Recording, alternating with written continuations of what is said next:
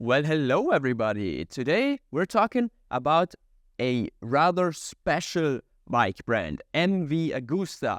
MV Agusta has introduced a new model, the Enduro Veloce, which is actually not a completely new model at all. 3 years ago at an exhibition, I saw a separate area with the Lucky Explorer project at the MV Agusta stand. There were two models, the Lucky Explorer 9.5 and the Lucky Explorer 5.5. which corresponds to the model's CCs. The 9.5, which is the subject of this video, has a 931cc 3-cylinder engine, and the livery of this Lucky Explorer was similar to that of the Cagiva Elephant rally bike, which featured the Ducati engine, which is why the Ducati Desert X reminds me a bit of the Lucky Explorer models, or vice versa. Now, MV Agusta finally dares to offer this model not under a pseudonym, because it was quickly renamed LXP, i.e. Lucky Explorer Project Orioli, or under its full name, MV Orioli Edizione Limitata, for just under 35,000 euros. But now there is a model called the MV Agusta Enduro Veloce, on sale for just over 20,000 euros. So yes, it may not be a bargain, but it does have a lot to offer. Now let's talk perhaps briefly about its aesthetics. I don't think it's a bad thing that MV Agusta is launching this model under its own name as MV Agusta in this red Ago and silver Ago color scheme, reminiscent of the typical MV Agusta. And I think it might have a somewhat special position in the adventure bike sector or market, because in my opinion, it offers very good standard features. The tire dimensions are 90-90-21 at the front and 150-70-18 at the rear, which means you can fit Bridgestone A41 or Bridgestone AX41 tires on this bike. It can therefore be assumed that those who buy this Enduro Veloce actually want to do some off-roading. The front and rear suspension travel of 210mm is not so short. The suspension setup consists of a 48mm Showa upside-down fork, fully adjustable at the front, and a Showa shock at the rear. The bike weighs 224 kilos dry, which is 493 pounds.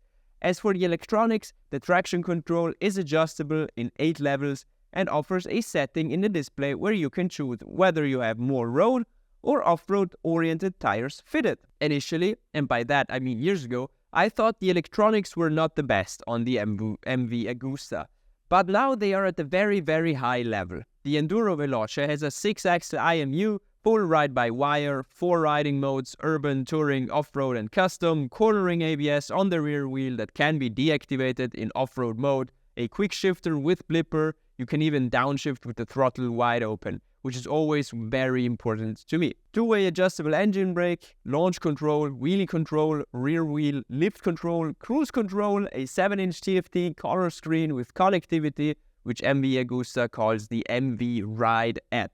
The controls have LED backlighting, so I can't think of anything that's missing from the Enduro Veloce that might be present on other adventure bikes of just under 1,000 cc's. Now let's move on to the 931cc engine, which, as I said, was already featured in the Lucky Explorer 9.5. It is the same engine, a 3-cylinder with a counter-rotating crankshaft. This should help the handling a bit given the 21-inch wheel. Now what is the rough result? 124 horsepower at 10,000 RPM, 102 Newton meters at 7,000 RPM.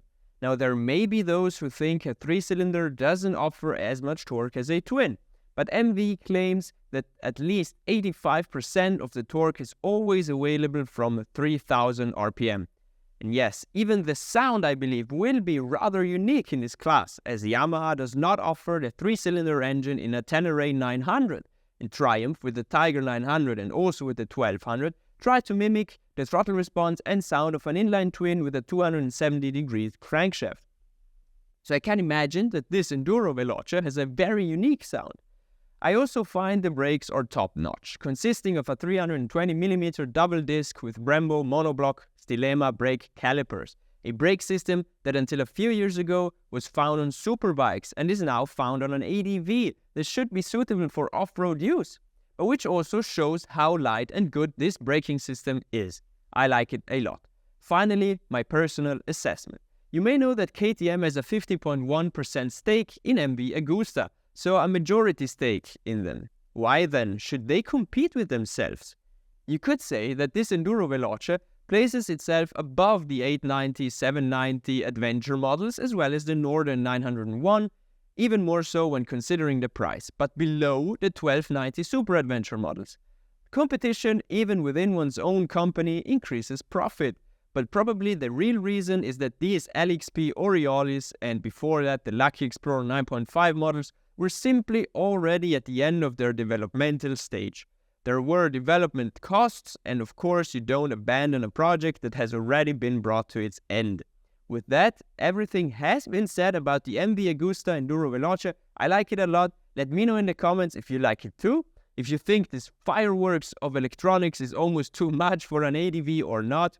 If you like the way it looks in the typical silver-red design, subscribe to our 1000 PS YouTube channel so you don't miss any of our videos. Maybe giving us a thumbs up or giving it to the Enduro Veloce. Share the video with a friend who might be interested in this type of bike. And as always, thank you for listening and watching, and goodbye.